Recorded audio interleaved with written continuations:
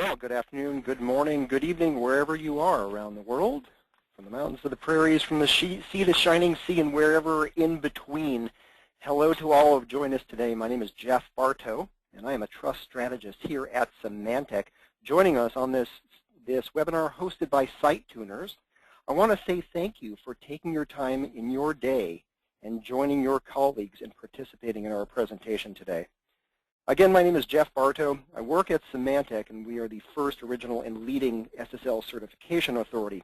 More about what that means later. It is our duty to help you put security first and keeping you up to speed on what's new and now in security and trust. I am passionate about driving and inspiring fundamental trust on a very public internet.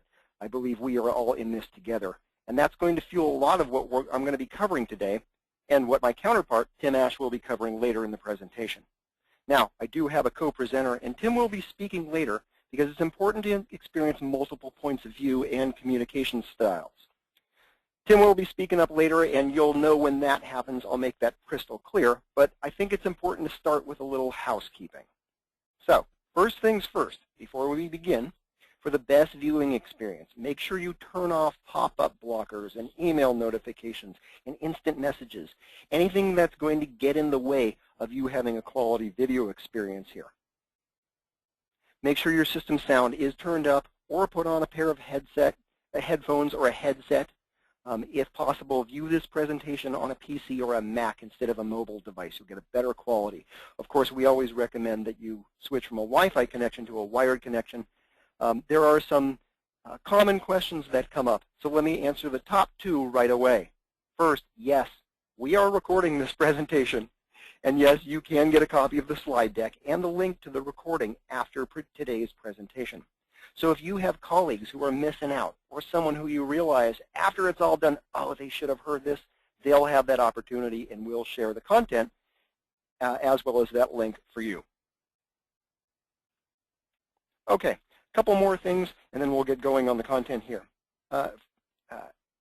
First, there is a hashtag for this event, and that is the Virtual Handshake. So I welcome all of you that are watching right now, or if you have some insight that prompts. We got a little feedback on the line there. Apologies for the sound quality. There we go. If you catch something in the presentation that you would like up-leveled, please do tweet that out using the hashtag #TheVirtualHandshake. If I could ask any other presenters or panelists on the line if you could please mute. There we go. We got rid of that feedback. And speaking of feedback, the thing that I'd like to promote here is that, yes, we will be taking questions and vetting out some answers live. That'll be towards the end of the presentation. Tim will be handling that. So let's get started. Okay, you're probably wondering what on earth a security company is doing on a conversion webinar and talking about this. And really the answer lies here in two spaces. First of all, it's in that image on the right, that circle check mark that everybody knows means trust. This is the right place. This is the correct site.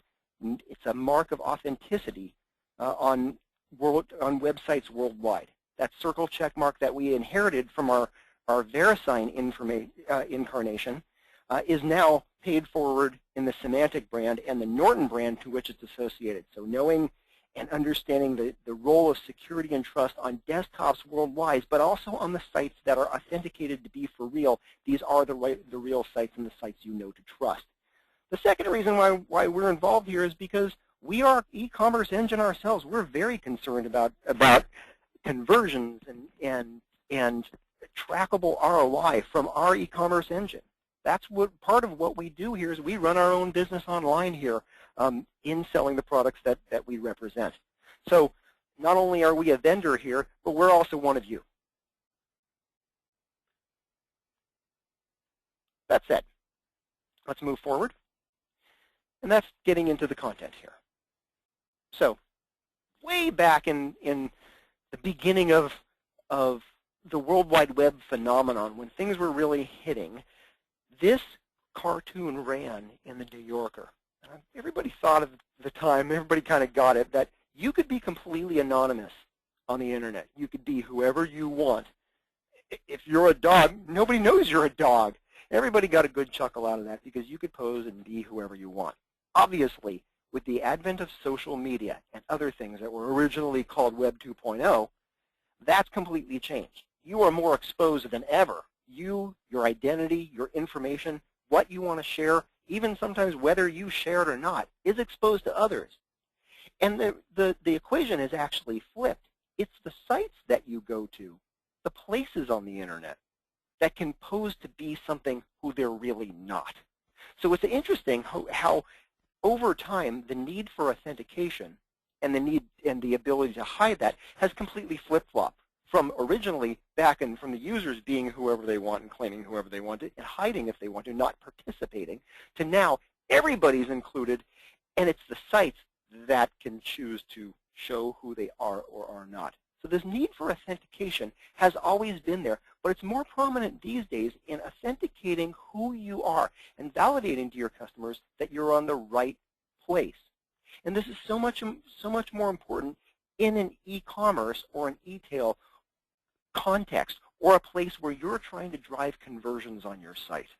So let's talk a little more about that.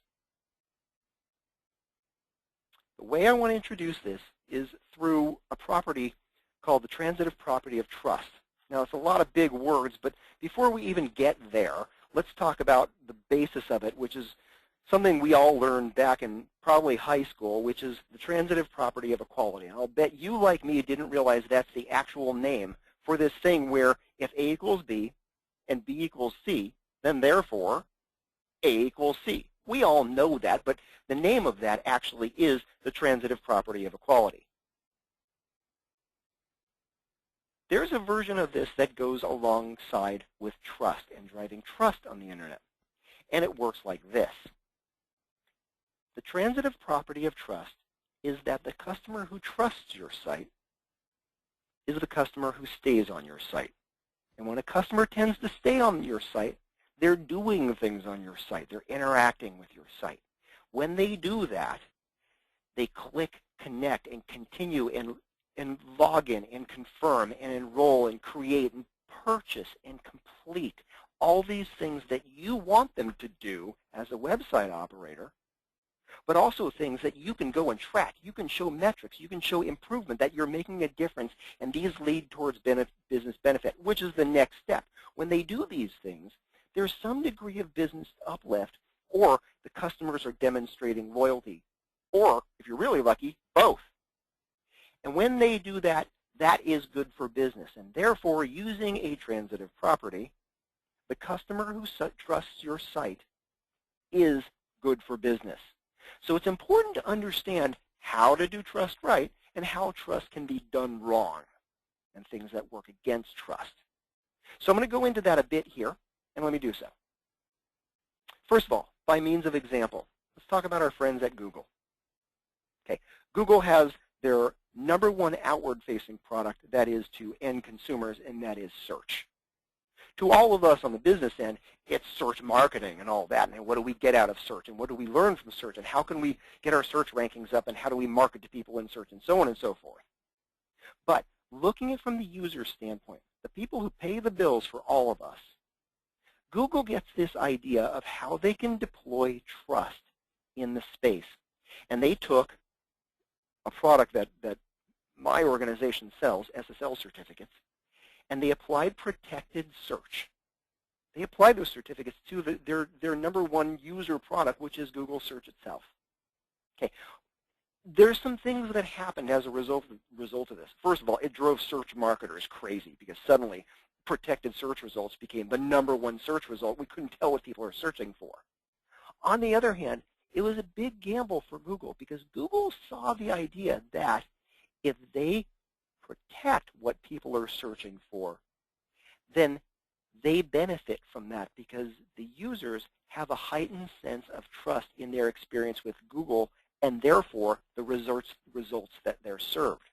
So even though protecting search and hiding those search queries from marketers and Google's own people paying Google's bills creates one problem, Google made a bet and is winning that bet that protecting that and reaping the benefit of that more trusted user experience will pay off for Google and its customers, us, in the longer term, rather than showing the search results itself from unprotected search. It was an interesting gamble. In fact, Firefox then went and doubled down, and they said every time you go to a Google search in our browser, in our Firefox browser, Mozilla protects, always defaults to using SSL, always defaults to protected search.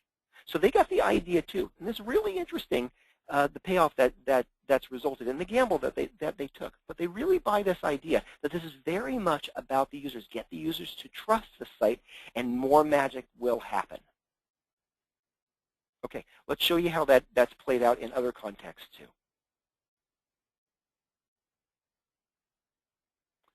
The next one is taking it to another user-oriented step, again focusing on the user experience here, and looking at something that's called always-on SSL. Of course, I work at an SSL company, so of course I'm going to talk about these things, but the point being increasing the trust experience. Leading social media sites, Facebook, Twitter, LinkedIn, as well as leading financial sites. Okay, you see them displayed at the bottom here. Finance, insurance, banking, what have you, all saw the idea of the transitive property of trust and said, wait a minute, we get this thing where if we can protect, just the way Google did with search, if we can protect the whole experience that a user has with our site, from the moment they arrive until the moment they leave, or the moment they log on until the moment they log off, there will be higher business results and trackable rewards from creating that trusted experience. And you'll see this implementation, it's called always-on SSL, across these sites that I've noticed here, that I've listed here, but also those that I've pictured, Facebook, Twitter, and LinkedIn. Protecting that user experience, because even though it may cause some operational issues, as we've seen in the news with Facebook, rolling out this always-on, always protected environment, the benefit to the users is a more trusted experience. They now trust the site and know that it's not a dog, going back to that original cartoon. So there's this sense of cross-validation. The site knows it's really that user, but on the site side, or on the customer side, I know it's really the site, and I have in this protected space, we know that good things happen. Okay, when a customer trusts the site, there is trackable ROI that goes along with that. I trust the site uplifts measurable. We've measured between 11 and 36%, depending on what you're tracking, whether it's abandoned shopping carts, more eyeballs on search results, what have you, strictly from the trust component. And that's great uplift that you can add into a dimension of driving traffic to your site and conversions upon your site.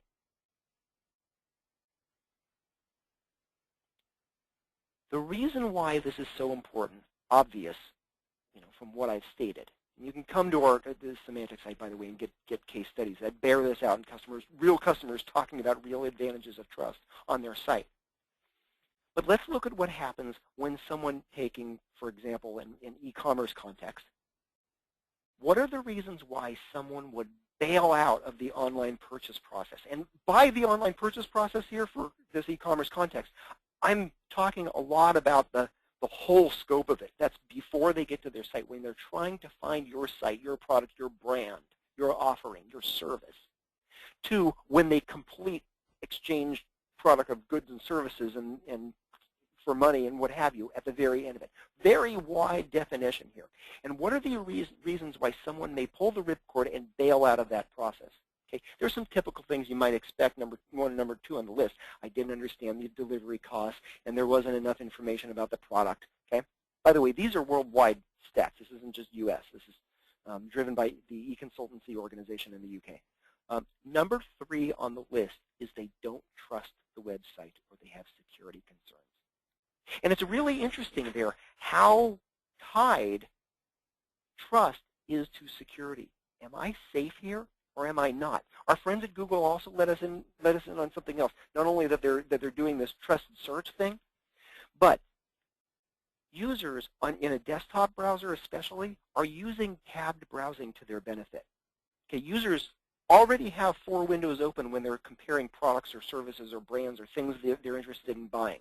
That is your brand and your competitors. They're open in different tabs. So when customers come to, they come to be one of these 50%, they sniff something's wrong with the website and decide to close and go somewhere else. They're not closing the browser experience or starting over from scratch. They've already got the windows, according to Google, already got your competitors' windows open.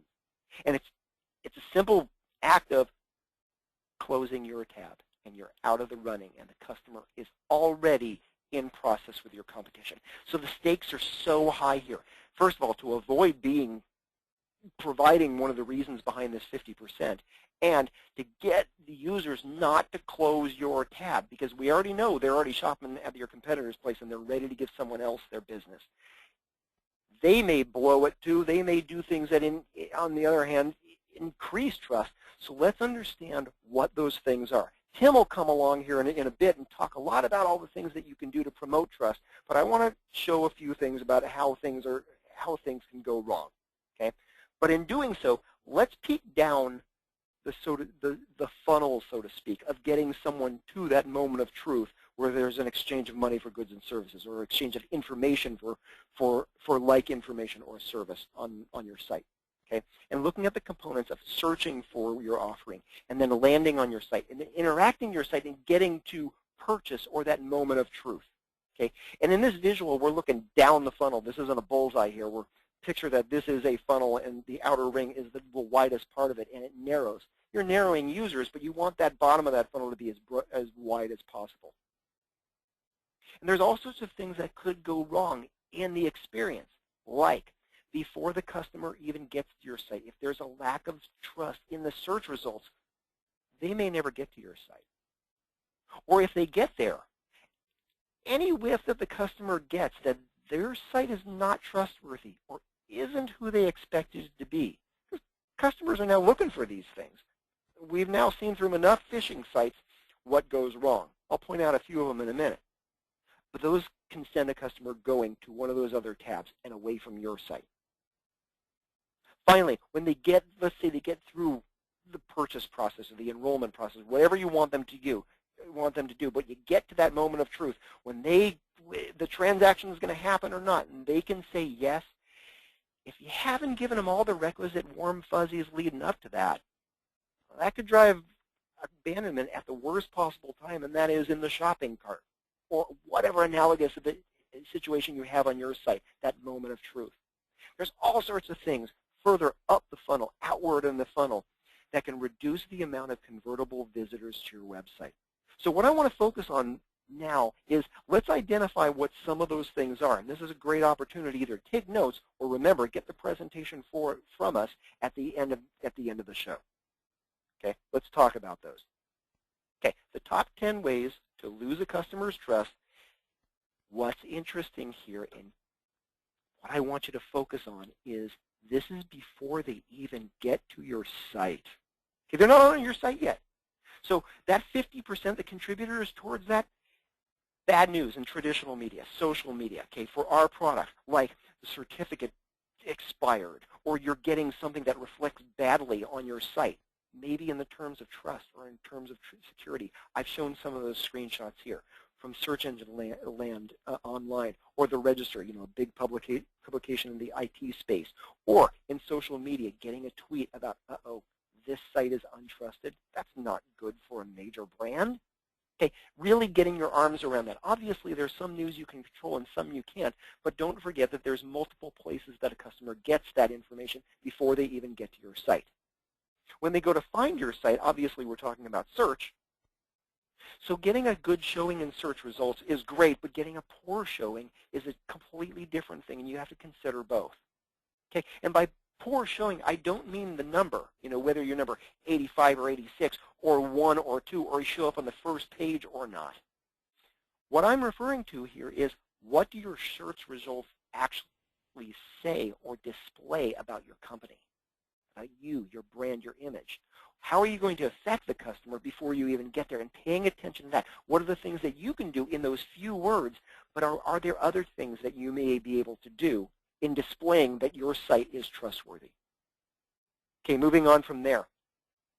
Search engines are all wound up about not sending people to the wrong site, to bad sites, to malware sites, to infectious sites, to cracked and hacked sites. Browsers are protecting against this too. So you've got a double layer of defense on the user's behalf that may work against you. So if your site is suspected for having malware, again, look at the word here, that you are suspected or it is suspicious that you have malware or you're a phishing site. Not that you are, but you are suspected. That is proven guilty or assumed guilty before proven innocent. Okay, that can work against you. The customer is not even on your site, so you want to pay attention to the kinds of things that keep you out of the crosshairs of the search engines and the browsers that say this may be a phishing or a malware site. I've got a screenshot of that at the bottom left hand of the corner of what that looks like. And the options there for the users are frightening. Okay, this site, some scary number, not the name of your site, has been suspected as a phishing site. Look at the options that the user has. Go back, learn more, report an error, or the very last one, after they've pointed out that you understand the risks, you may proceed. Yikes. The browsers and the search engines are doing everything they can to keep people away from sites, but sometimes it may be the case that they overdid it and you made a mistake which plopped your site into this category. So you want to look for those. We'll talk about those in a minute. In fact, it's that minute, so let's go there. Okay, top 10 ways. These are the ones, the next 5, that once they're on your site. The user's on your site, they're within the funnel, they're further along, they get some sort of security warning. You've seen them. I don't know about this security certificate, or I can't verify the identity of these sites. I've got screenshots of it so you know what the user is faced with. Okay? These are things that you can't message against on your site. The browser is doing it, but you have direct control over these things by getting your arms around how you deploy trust in your site. We know from research that I believe it is just a shade under 70% of users who get one of these warnings are going to close that tab. They're out of there. They are not going to stay with your site. Even though they landed on your site, even though you may have the product, the price, whatever that they're looking for at the moment, that you may have the greatest experience in design, if users see this, about 30% of them will continue. The rest of them are gone. And according to Google, they're already on your competitors' sites. You've lost that business. So getting your arms around this is crucial. Obviously, there's things that we, in pushing pages and experiences live, that we goof up, misspellings and dumb things like poor punctuation.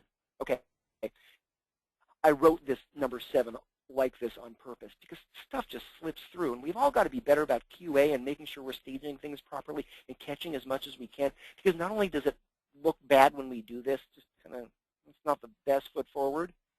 These are the kinds of things that the browsers and the search engines are looking for. These are the cues that this is not the legitimate site. This is a bad place. This is the wrong place. This is malware. This is phishing.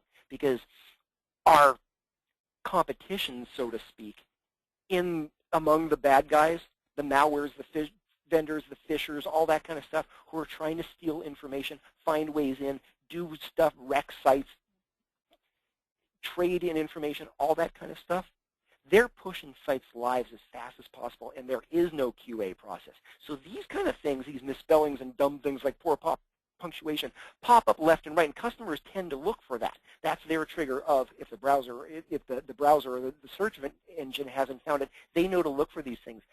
So what happens if you make that mistake and put something misspelled or mispunctuated on your site? You now look like the bad guys. So we don't want to go there. Okay, let's bring it home on this slide, and that is the mixed content warning. Again, something that you probably won't see in pushing your site live, but users may see. This is, again, looking at the SSL product that we have, where you protect some of the content on a page, but you don't protect others. Okay, you've got multiple feeds of information being pulled from different servers or different locations, and all being put into a rich user experience which you've designed and customers love.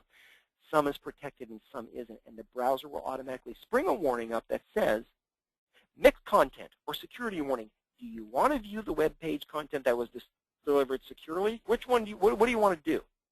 Okay, I work in this industry, and I don't even know the right choice here. Do I go with a whole secure experience, which means I'm missing out on part of the content, or do I get all the content, but it doesn't mean I have a secure experience? I know what this means, but even I have trouble making the choice. Imagine the end user, who's not one of us. They're not one of the ones who make that value choice. All they do is they see an error message, and they become part of that 70% who say, I'm out of here. I'm closing your tab and going to one of the other 3 that I already have open. They become the reason for that 50% who abandon, that say it's trust or security, simply because you're mixing content and didn't realize it. So getting out your arms around what you protect, what you don't, what the whole user experience becomes very critical. Okay, I said top 10 ways to lose a customer's trust once they're on your site, once before they get to your site. Let's go to number 9 and number 10. Number 9 is about you. You didn't show them why they're safe. You didn't take the opportunity to display to them why they're safe. Number 10 is pretty similar. You didn't tell them, you didn't explain to them why they're safe. Okay, we can talk about multiple aspects here, that they're safe or that you didn't show and tell them. But the thing that I really want to hit there is you. This is you. This is your opportunity to get rid of mistrust, fear, uncertainty, doubt, to get rid of all the rest of that top 10 list, and instead move towards those things that are fundamental to driving trust on your site. Okay, so you're probably wondering at this point, what are those things? You know, how do I get the payoff here? And I'm going to make a couple invitations by virtue of segue here. First of all, how do I deploy trust? How do I exude trust on my site? How do I defend against fear and doubt and uncertainty? How do I prevent causing my customers to abandon my site? Okay, it's high time to discover those things and to talk about those things. Before we get into that, I invite you to jot down the information here from Symantec and from Site Tuners. Okay, we've got some contact information by virtue of websites, as well as phone numbers. There's even an email address for Site Tuners. Either jot this down right now or capture a screenshot. For those of you on Windows, it's Alt Print Screen. For those of you on a Mac, it's Command-Shift-3. You can capture this screen in case you got to bail out of this or you just want it right now. Or you're like me too, your handwriting is illegible. You can capture this right now and know where to go and what to do to have a further conversation about these concepts. But I think it's high time to start discovering and to up-level. Now that we know what can go wrong, what can go right, what are those pillars of trust that you can pay attention to and be guided by in creating that optimum web experience that leads to more conversions and a wider base of the funnel? And for that, I want to welcome my co-host and co-presenter, Tim Ash, onto the scene. Tim is the CEO and founder of Site Tuners. Tim also has a fabulous book out on the topic. I'll let Tim mention that. But Tim, if you would, please take it away. Thanks so much, Jeff. Welcome, everybody. Jeff already welcomed you. I'd like to welcome you personally. I'm going to go through my part of the presentation at super speed, and I'm going to dive right in. Now, Jeff set the stage by talking about the importance of trust and also about how you can lose trust before someone even gets to your site. Of course, our company, Site Tuners, is focused all about the on-site experience on websites and mobile. Just by way of background, we've helped both large and small companies redesign their websites for higher conversion, come up with test plans, train them internally to be more effective in conversion rate optimization. So that's kind of the perspective we're coming from. And I have to say, building trust online is actually very, very difficult because there are two key problems with it. One is that you have to do it quickly. The visual first impression that people build of your site happens in 50 milliseconds. So you like it or you don't, we're going to judge a book by its cover, and we get this instant first impression of your site. But the harder thing is it happens anonymously. What I mean by that is that we don't really have a face-to-face relationship. We have a face-to-screen relationship. And consequently, you don't know your visitors. What do you really know about them? Well, maybe you know a few settings in their browser, their screen resolution, what operating system they're using, but you don't know their temperament or what they had for breakfast or whether they had a fight with their kids that morning. You don't know any of the important stuff about their buying style, their belief systems. And so there's not much you can really do about that.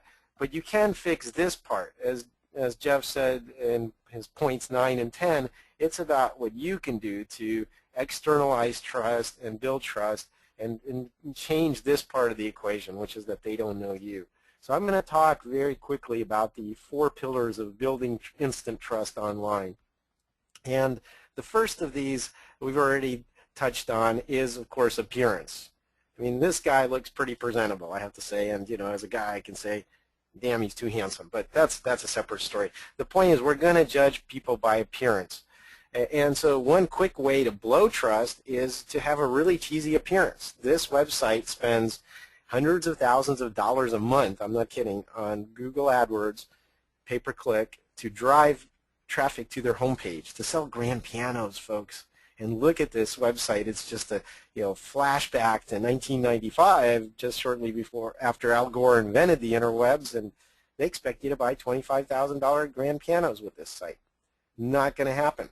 I live in San Diego, which is a bit of a boaty town, and this company here sells high-end yachts. You wouldn't know it from their site, although they have a fantastic feature. You can't really get the full effect here, but that American flag in the middle of the page actually is animated and waves. Oh yeah, that's classy stuff. And then there's, of course, that screenshot of photograph of San Diego Bay in tiny thumbnail size near the lower right. So I'm not sure what that has to do with shelling out 6 or 7 figures for a yacht, but I'm not going to buy it here. But it's not high-end luxury products like pianos and like yachts that matter. Would you buy barbells from these folks? I think barbells not necessarily. Gym equipment is not that expensive. Workout bench, perhaps? No way. I mean, this is a horrible site, and the first impression makes you want to probably throw up, or at least hit the back button at a minimum. And again, you're not getting the full effect here because in the middle of the page, that little yellow reverse text driving directions is blinking, just in case you really need to go to their store this second. So ways to blow trust, very easy. Ways not to do it, here's how not to do it. Don't get disqualified based on how you look. There's no excuse anymore for unprofessional website designs, but more than that, you don't want to be a hoarder and stuff every piece of available real estate with something. There's got to be a certain sparseness and neatness to it, room to breathe on the page, white space to isolate things, and ways to visually focus people. And that goes back to your mental thought process when designing your page or your website. And you have to really think in terms of organization and clarity. A lot of times the problem is your thought process, and that ends up looking like a jumbled and unprofessional site. All right, let's continue on to the second pillar of trust, I call it, which is transactional assurances. And Jeff's spoken extensively about that, but I just want to put it in its proper context. One of the things we look for is badges when we get to a site. They're very powerful. So this is a screenshot, or actually not a screenshot, but of the whole page at smartbargains.com, which is an e-commerce site. And look at the wonderful trust symbols we have at the bottom of the page. VeriSign, which is now exactly, this is an older screenshot, which is what Norton Secure is, and UPS. You can pay by Visa. They're members of the Better Business Bureau Online Reliability Program. I mean, this is wonderful stuff. So what's the problem? Well, it's at the bottom of the page where almost no one is going to see it. On a page like this, typically only 15% of people will scroll down to the bottom. So let me put that to you another way. 85% of people will never see your trust symbols. So they're not doing you any good. And like Jeff said, you have to externalize them. You have to make them visible. I'm not saying you take that whole rainbow of trust symbols and stick them in your header or something, but 1 or 2 selective, important, powerful ones that you know are going to influence people should definitely be above the fold. Now, this is another example. It's, again, an older trust seal, HackerSafe, but on the PetSmart site, HackerSafe seal was actually for a while in place of their logo in the very customary upper left portion of the page. Now, they compensated for that by putting their logo in the middle and making it jumbo size, but you instantly get this two-part message, which is that we're safe to shop with, we're PetSmart. They're putting the trust, the transactional trust above their brand. That's a pretty strong statement. Now they've since changed it back to a more conventional layout, but that's a pretty strong statement. And so do you have to have all the trust symbols? No, but the important ones, yes. And more importantly, in context at the point of transaction or interaction. So here's an example, Helmet City. This is one of our clients, and they sell, obviously, motorcycle helmets and other kinds of helmets as well. And again, you can see the VeriSign. If this was a more recent screenshot, it'd now be the Norton Secure Seal, McAfee Secure as well, and the Buy Safe Shopping Seal, which also gives you price protection and identity theft protection guarantees. And you see how that one happens to be in a corner wedge that always stays on the screen and is pinned to the page. But you see how right there, when you're thinking about buying it, you get that kind of triple whammy of trust when you're thinking of hitting that add to cart button.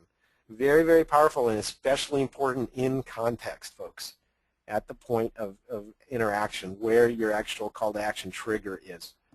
All right, so just to summarize about trust symbols, when you're thinking about transactional trust, remember that people have already gone through the sales funnel. They've become aware of you. They've become interested in your products. They've built up a desire for your products or services, and they're ready to act. This is critical couple of minutes maybe that you have there. And at that point of action, you need to relieve anxiety before it arises. Tell them ahead of time about forms of payment, delivery times and options, data security and privacy, return policies, and other ways for them to mitigate the risk of interacting with you. This doesn't just apply to e-commerce. It's the same thing. If I'm downloading a white paper, I want to know that I'm not going to get daily spam from you from then on, or have your sales rep trying to hound me. Very important as well. All right, let's talk next about the third pillar of trust, which is authority. Do you trust this guy? Okay, let me give you a scenario. Imagine you walked into a hospital, you have an appendix that's about to rupture. This guy walks into the room and says, "Hi, I'm Dr. Smith. I'll be performing your appendectomy today." Well, most of you, if you're like the live presentations that I've done this in, would probably say, "Yeah, I trust that guy. He looks sane and reasonably clean and all of that, and handsome to boot." But you know what? I wouldn't trust him because he's not a real doctor. That's a stock photography image of models dressed up as doctors and nurses. But even the garb of a doctor, even that stethoscope around his neck is enough to make you trust them. And to comply with their wishes often. So here's another example. If this lady tells you to do something, you'll do it because she's wearing judge's robes. You see her in the aisle at Walmart? Not so much. Same lady, different context, different trust dress. If this gentleman pulled you over and demanded to see your license, I'm sure you'd give it to him. Don't mess around with the local sheriff. And now those are obviously more extreme examples of authority, but the point is that authority can also be very powerful influence on web experiences and building trust. We ran a test for Real Age, which publishes the Real Age quiz. They can basically tell you how well you've maintained your body, so your biological as opposed to your chronological age. And they ask for very personal information on their health questionnaire. Do you smoke? Do you drink? How do you exercise? Things that most of us wouldn't want to give up voluntarily. But we added trust seals in the form of all the media mentions that they've gotten, and that resulted in 40% more people completing the quiz. So just putting those badges in a visible place. Now, this isn't just work in business to consumer or lead generation. It also works in business to business. And in business to business, it's all about covering your butt. That's how business to business decisions get made. So we have one of our clients here, SF Video. They do large-scale DVD and Blu-ray duplication, and they were able to increase their conversion rate by 58% by taking this instant quote page, which they're using as a pay-per-click landing page, and adding a bunch of trust symbols to it in the form of client logos, marquee clients. If you go to SiteTuner's homepage, you're going to see our marquee clients, because in business to business, that's very important. Now, you might think this is overkill. Some of you are probably thinking, Tim, you just wallpapered that whole page with client logos. Well, we tested it with without are actually reducing it down to 6 logos. The most powerful ones, and what we found is actually if you reduce this down to 6, you lose the full 58% increase. That's right. More trust is better when you're talking about client logos. Now, how you present them on the page is important, whether they're full color, how big they are, whether they're clickable, all of that matters. But trust is important in the form of badges. Another form of trust, this is a lead generation site for debt negotiation companies. It has to do with this kind of where you're putting the trust seals on the page. I've already talked about this, but my point here is that they don't even have to be recognized trust seals. Here's their original page, and you can see some of the trust seals near the bottom. Here's our redesigned page that we did after testing a couple of million versions of this, and you can see we put the trust much more prominently along the right-hand side. Now here's my point. If you're a consumer and you have consumer debt, you probably have never heard of D&B or CalChamber or USOBA or NetCheck or Task, whatever those seals are on the right. It's just the butterfly collection, as I call it. It could be a pretty moth, but if you put it under glass with a little pin and label it, and people go, ooh, shiny, pretty thing, it just shows that you care enough and you're proud enough of being a good corporate citizen that you're willing to put those trust seals out there. So they're not transactional trust seals, they're seals of authority saying we're part of industry organizations, that we do business ethically, and so on. Let me show you this, another form of trust, which is for consumers, but using well-known organizations. Now this is one of our clients out of San Francisco, Credo Mobile, and this was a landing page to get someone to sign up for their plan, switch phone carriers, get this phone, which was state-of-the-art at the time. And this page, doesn't really carry the big message, though, that these guys are all about giving money, a percentage of their profits, to progressive causes. So we redesigned this page after looking at all the problems with it and came up with this one. And on the right, we very carefully added the logos of the companies and organizations that they give money to. Now, you probably never heard of Credo Mobile before today, but I'm sure you've heard of Greenpeace and Planned Parenthood and Doctors Without Borders. And we did this very deliberately. I'm going to show you a heat map. This is one of our attention wizard heat maps of the original page. We're predicting where someone's going to look during the first few seconds. And as you can see here, for the original page, the attention's scattered all over. On the new page, we very carefully balanced things, so you'd look at the phone, you'd look at the call to action button, but also by making that Greenpeace logo a little darker and bigger, that your eye would go over to the right and notice those trust symbols. We very carefully fine-tuned and balanced it. And you may say, so what?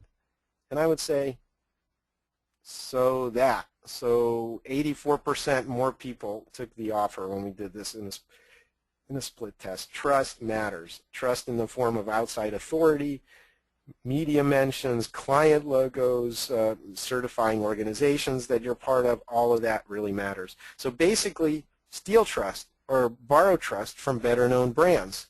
Reviews and awards, marquee clients, trade associations, all of that can be used to bolster your credibility. I don't know you, but as Jeff said, by the transitive property of trust, I'm going to extend trust to you through these other organizations. All right, have one final pillar of trust I want to talk about, and that is the behavior of our peers. Now, most of you know that if you have teenagers especially, that we only listen to our peer group. Do you think these folks right here care too much about what you think? I would venture to guess not, unless you also roll with the, whatever, 17th Street Trays, or I don't know who these guys are. But actually, red and blue bandanas, I'm pretty sure that was a posed photo, because those are rival gangs normally. Anyway, my point is that we only trust people like us, or rather we trust more people like us. So there's several ways to incorporate this into a web experience. REI does a great job of this. As you can see here, if I'm thinking of buying this backpack, what I care about, as you can see there in the product ratings and everything else, is 84 people have reviewed it. That means they bought it. That means they're a peer. I might not love my wife, but I don't care about her opinion of backpacks. On the other hand, people that have bought that backpack, I care very much about in this context. 90 likes on Facebook, that's telling me about its popularity as well. Those are things that I want to know. And this sometimes appears multiple ways on a page. For example, I was listening to Pandora Internet Radio a while ago, And on the left, it had the Google Side Wiki, which allows anyone with the Google ID to leave comments on a website about whether they like it or not. It's a permanent record of the people that visited that site, and it always, if you have it open, modifies your experience with social context. And similarly, at the top of the page, once I logged in, it said, hey, we're using Facebook to personalize your experience. Are you okay with that? And I tend to say yes to things like this because it's something that I don't have any expectation of, or let me say it a different way, I don't have any illusions about internet privacy. So I said, okay, let's do it. So there I am listening to internet radio in Pandora, and Lenny Kravitz comes on and says, once you dig in, and it's a good song. That's not the point either. But down below in the lower left, it said, one of my friends on Facebook likes this artist. Now, what does Pandora want me to do? What's their call to action? What's their conversion? Well, it's either buy it for a couple of bucks for the track or give it a thumbs up or down to improve their recommendation engine. And they found that a lot more people do that when they provide the social context because we feel more comfortable commenting on that particular song or buying that particular song when we know we're not alone in liking it. Here's a very powerful way of deploying social proof. A long time ago, I downloaded the latest version of Firefox, and I was poking around the page, and I noticed a couple of very powerful kinds of trust indicators. This was 6 weeks after this version launched. 500 million, yes folks, that's billion with a B, 500 million downloads of this browser. So if you're thinking about downloading it, I don't think you'd have second doubts if you saw this. Also, they had an interactive map, as you can see on the left, and I happened to be in Germany at the time, so all over Central Europe, these little blinking dots are going on and off with people downloading it as we speak. So I'm thinking, wow, other internet users all around me here in Central Europe are downloading Firefox right now, and 500 million have done it already. You see the power of that kind of double whammy? Very, very strong. So basically, this is all building on the fantastic work of Dr. Robert Cialdini. If you haven't read his book, Influence, you're missing out. But he talks about social proof. And to get someone to comply with your wishes, or to, in this case, convert, you can demonstrate social proof by showing objective large numbers. 500 million people have done this. That's definitely a shortcut to my decision making. And showing me people that are similar. So a lot of times if you have even niche products, what you want to do instead of having generic testimonials on your kind of product detail pages, you can have stuff related to that specific product or service. And we'll use that again on the SiteTuner site. If you go to any of our services, you'll see testimonials of people using that particular service, which says they're people just like you who were also at one point considering using that service. All right, well, just want to let you know it's very easy to get a hold of me. We will be sending you this deck. My contact information is there. I welcome you to connect on Facebook or LinkedIn. If you're interested in learning a lot about this, pick up a copy of the second edition of the landing page optimization book that I co-authored with Rich Page and Maura Ginty. Try out our Attention Wizard software for yourself to help you focus visually on the right parts of your page. And if you want us to take a quick look at your site, go to express-review.com. We'll do an interactive 45 or 90-minute review. We'll give you the video recording, and if you mention trust after you order, you'll get $100 off. We also have our 4th year now of the International Conversion Conference Series, and I would invite you to check out our Boston show coming up here, September 30th, October 1st. It's not too late, and you get a $200 off the registration if you use the promo code HANDSHAKE. And so we hope to see you all there. I think at this point we're going to open it up to Q&A, and Casey Murphy, our wonderful Director of Marketing, will field some questions and direct them to Jeff and me, and we look forward to interacting with you. Well, guys, I tell you what, you must have done a very thorough job because I'm not seeing a lot of questions come in through the pane. So attendees, if you've got questions that you would like to get answered, please use your question panel. We'll be watching for them to come through. In the meantime, you guys can talk amongst yourselves. Okay, Jeff, any thoughts? We've done both presentations. Any other comments you want to make? Absolutely so. You bring up a good point there about about balance in trust mark design and trust mark placement. Show them, don't show them below the fold. Where should they go? When should they appear in the whole process? When you establish, when you land on the site at the moment of truth, there's all sorts of things that SiteTurner certainly could recommend about that. And obviously there's polls to that too. When is enough, and those things that you can test.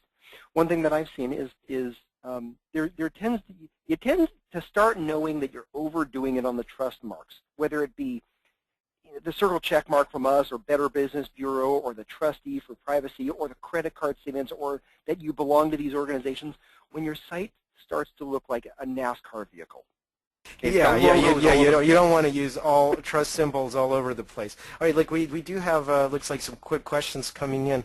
Ed asked, what's the highest ranking trust factor? It really depends on your audience. One thing that there's some interesting testing from some folks in the Netherlands that says you might not want to deploy all of your trust symbols at once. You might just want to use testimonials or just third-party endorsements in the form of seals or transactional trust, maybe not all of them together, because what you get is a kind of averaging effect.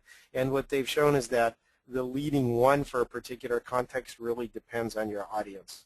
Absolutely. Okay. Deploy them based on what you want to accomplish. You want them to trust the site, tell them the trust is good. Do you want them to feel good about entering their credit card? That's going to tell you something different. Do you want them to recommend your product or increase awareness or sales of that product? That's a good time for a social media share.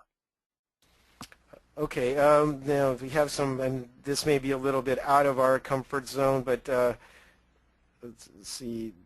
Can you address the concept of people coming to the site that have a problem in their mind? Greg's asking this, which they want a solution to. Well, absolutely. Your whole site should be designed with kind of a task-based or intent-based orientation, what we call user scenarios. But trust underlies all of that. If they don't feel safe there, or if they're trying to consider a very expensive purchase, nothing's going to happen without the trust. So it's kind of the foundational stuff, I would say. Anything you want to add to that, Jeff? I think you nailed that one.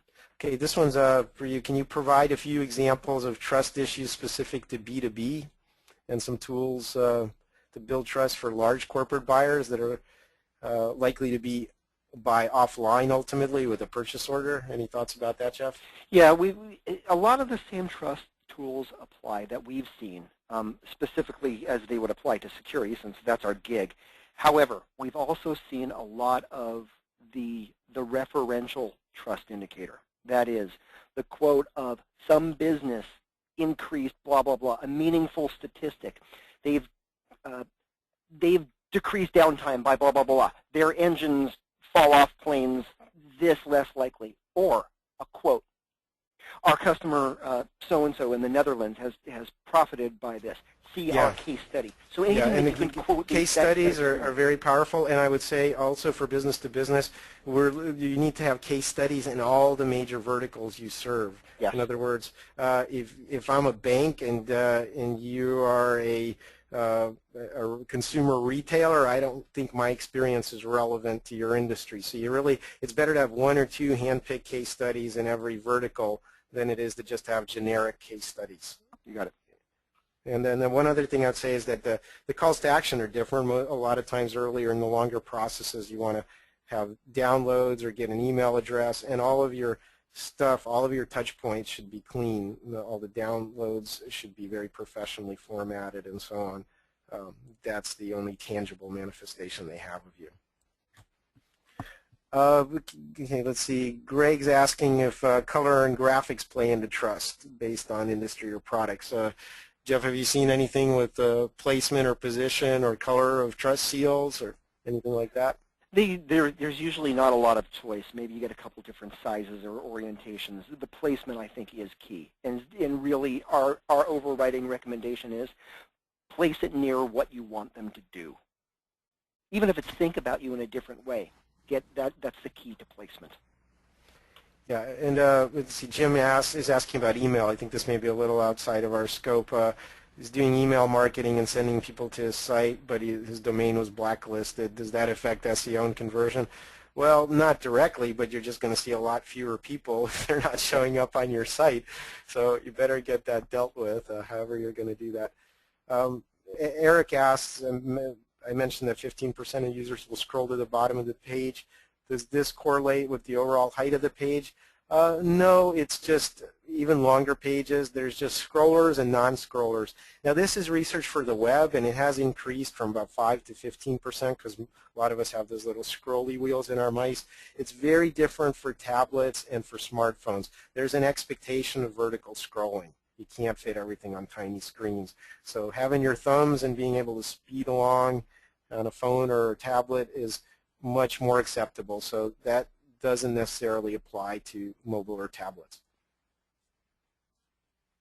Okay, let's see if we have any other questions. I think we've hit most of them. Let me go up here a little bit.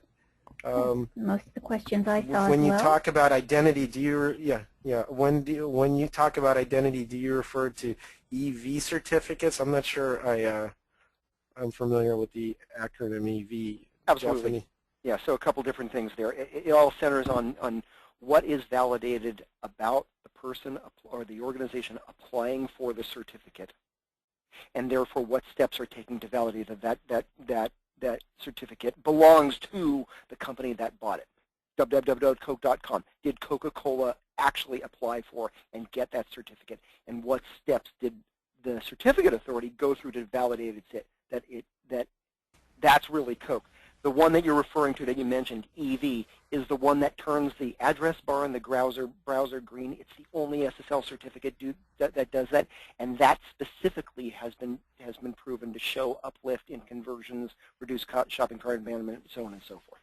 Okay, well actually we had people ask, and you mentioned a range, if you could repeat it. So when you're talking about transactional trust, like Norton Secure, what kind of lifts do you see, and which kind of companies benefit the most from that? I would expect the big brand doesn't really need too much trust building. So can you comment on that percentage improvement and where it's most effective?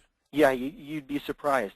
So you go to a brand that's well known, like PayPal, okay, moving money, having a lot of identity stuff, and they don't show security seals until that moment of truth where you log in or you're ready to pay. And then boom, there's a seal right there that says trusted site. Okay, so the application of the site of the seal really is more about the user experience than it is about the leverage of the brand. We're finding, I'll put it delicately, a major computer brand located in Cupertino, California, that's weighing the same thing, same experience. So it has little to do with what you're trying to accomplish on your site. There's some variances there with banking and e-commerce and what have you, but it's more about becoming more and more about what the user experience is and how they're prompted along through the experience. All right. Well, I think we're coming to the end of our time, unfortunately. Jeff, thanks for co-presenting. Hopefully, folks, you got something out of it. Again, you will be getting a follow-up email with both the slide decks as well as the recording of the whole webinar to pass along to your colleagues and friends. And we hope